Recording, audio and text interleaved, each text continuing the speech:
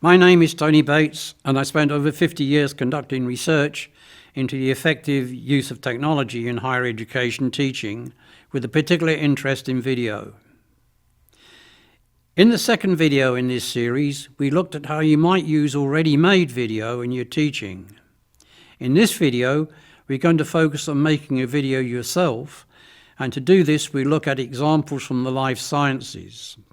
Our focus in these videos is not on the technical side, but on how you think about how video could be useful for your own teaching.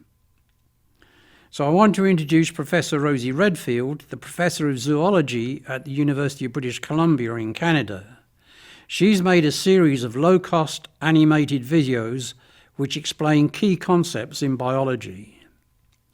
Let's take a look at a short extract from one of her videos.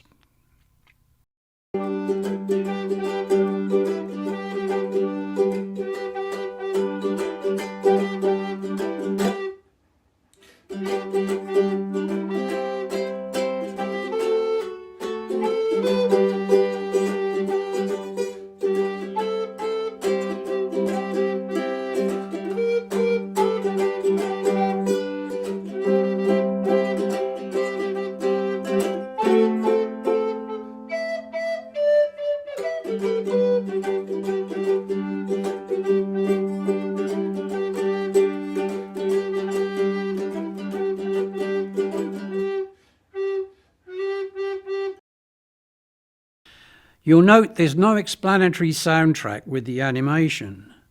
Students in her classes are expected to work out for themselves what is happening from their other studies. We will explore this later in more detail in our interview.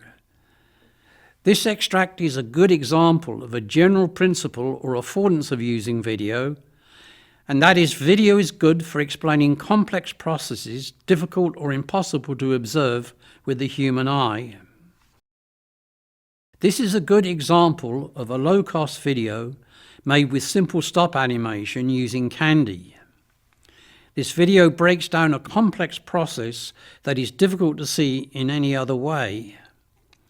I asked Professor Redfield to talk about why and how she made these videos. This is what she had to say.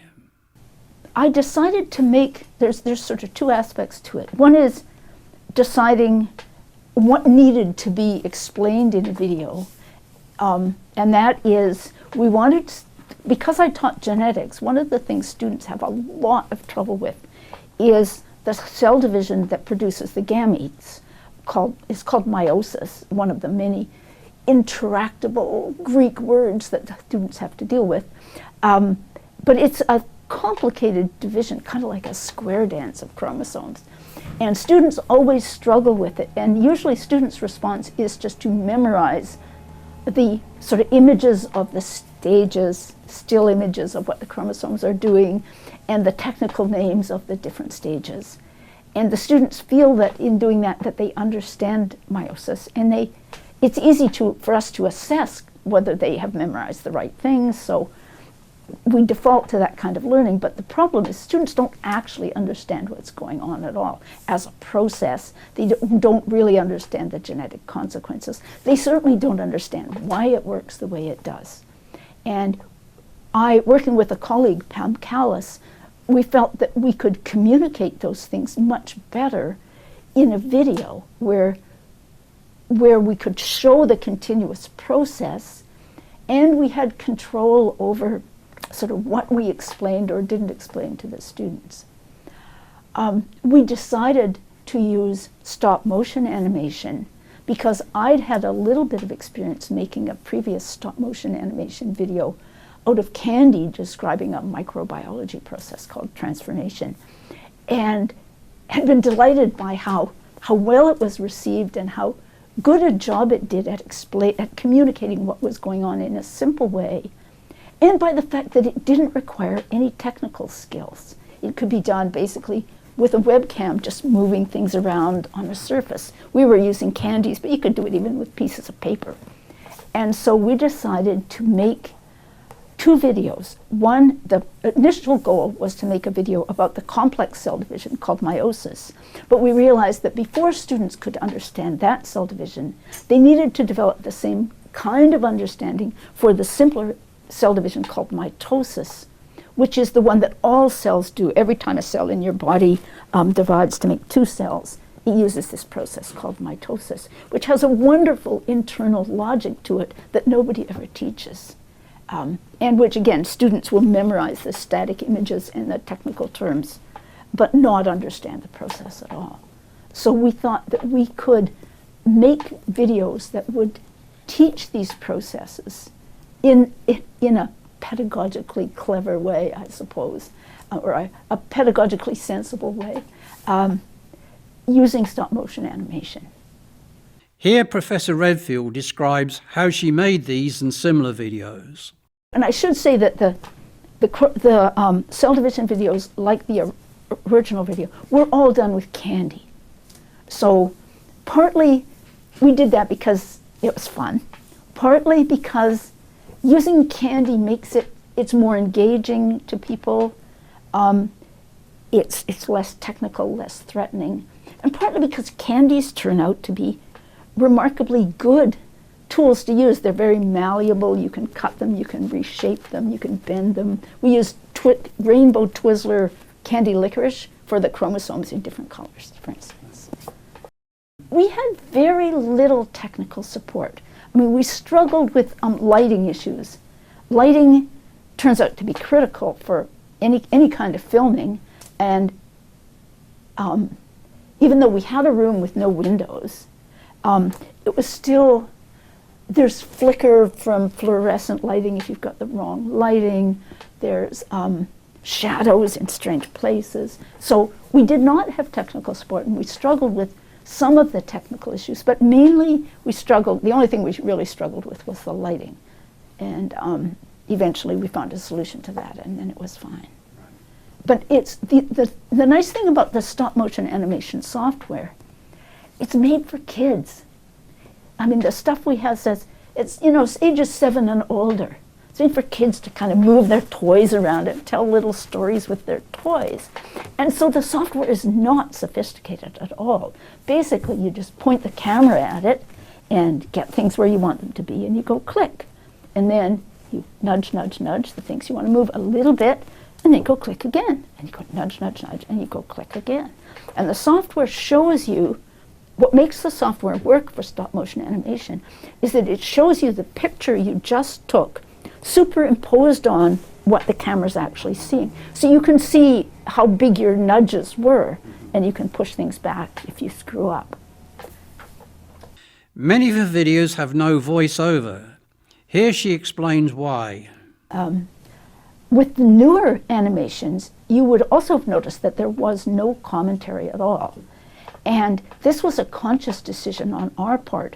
We wanted to not give the students things they could just memorize. So we eliminated all the technical terms. We didn't tell them the names of anything. The technical terms are horrible Greek, Latin, complex words that are very similar to each other but have critically different meanings, and you can barely remember how to spell, much less what they mean. We left all the words out. And we did not provide any commentary over the video. Students have to actually watch the videos to figure out what's going on. We also don't provide any answers in the videos. The videos raise the questions that we think students should be asking about the process. And then the students have to watch what happens in each segment to figure out the answer to the question of why do we need this process, or what moves the chromosomes around. And we don't tell them the answers. They have to figure them out themselves. And then in the accompanying teacher's guide, we provide all the explanations and the answers, and also the answers to however many other questions the students might come up with. I asked what she thought students learned differently as a result of these videos. I was not teaching genetics at that point. It was Pam was, and so she did a lot of follow-up, particularly in terms of what kind of questions did the students ask her, and how did the students describe what they saw. And she was really very excited by the level of understanding that the students had, even though they didn't know any technical names. they would refer to, you know, the string. We had string. There's string representing a particular protein that ties the chromosomes together. We have tiny little scissors that cut the string, which represent another protein, an enzyme that cuts the other protein, lets the chromosomes come apart. And the students would just say, oh, when the string ties the chromosome together, oh, the scissors, yeah, the scissors cut the string and let the chromosomes come apart. So they understood the process really well without any of the technical terms. Because we felt you can always learn the technical terms later if you need them to talk to other geneticists. But at the introductory level, they don't really need the technical terms. I also asked if there were any unexpected outcomes from making these videos. Doing an animation, showing the process continuously, forces you to think about what's going on in ways that you want to make the student see it as a process, but you discover that you, in fact, had not really clearly seen it as a process either. You just sort of said, oh yeah, it goes from this sort of stage to this sort of stage, and you hadn't really thought about what happens when that is going on. It turns out that the candies were an excellent sort of mimic of the forces acting on the chromosomes, and so you could think about how the forces were acting. And that was a really rewarding thing, that I feel like I understand the process myself much better than I did before. So what advice would Professor Redfield give to other instructors thinking of doing this kind of animation? It takes longer than you think. In fact, what takes a long time is discovering what is it that you want to show and how do you want to show it?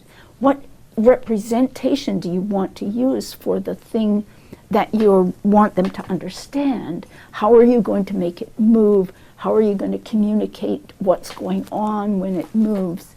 And for that, the most important thing we did, I mentioned Jolie as a person we work with. So Pam and I were making these animations. And eventually we enrolled a colleague from the Faculty of Education named Jolie Myers-Smith, who doesn't know much about genetics, really. She'd been involved in helping people teach in the past. But she was really good at thinking about learning, at trying to learn something and thinking about what she's trying to learn. And so we would show her our videos and then ask her to tell us what the problems were, or ask her to sort of talk us through what she was seeing and what she was thinking as she watched our videos, our draft videos. And it was mortifying to discover how many things seemed obvious to us because we already knew the answers and were in fact totally confusing to our audience. If I could pick out the most important points from Professor Redfield's interview, they would be these. It's important to identify key concepts or processes that students struggle with and think of ways in which video could help. It's important to have a second set of eyes during the design and production of the video, whether it's from a media producer or another educator or even selected students. Thinking through the use of video can help even the instructor as well as the students to gain a deeper understanding of core concepts or processes. Professor Redfield's videos are an example of relatively low-cost video which relies mainly on the enthusiasm and skill of the instructor. In this case, though, the instructor used a relatively simple but time-consuming technique, stop animation, which may not appeal to everyone or be suitable for every theme. However, there are other ways to make really simple but effective videos. Here is one example using a recording of a classroom activity to demonstrate the difference between linear and exponential growth.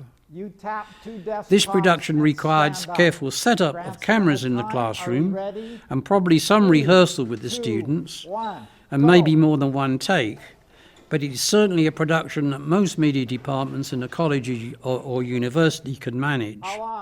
This demonstrates another affordance, the ability of video to represent dynamic change. The critical element, though, is working out what ideas or concept you want to illustrate and a way of doing it using a classroom environment. You can even make excellent videos just using a mobile phone, but you will need to know how to edit and upload video using freely available software such as iMovie or Windows Movie Maker. But the main ingredient for the successful use of video in your teaching is going to be your imagination and your depth of understanding of the subject, so you can find a unique way to help your students. Nevertheless, there will be times when it is really important to use a full professional video crew. In our next video, we'll look in detail at an example from the social sciences. For more on the research that underlies these videos, and for more examples of video use in higher education teaching, see Chapter 8.4 of Teaching in a Digital Age.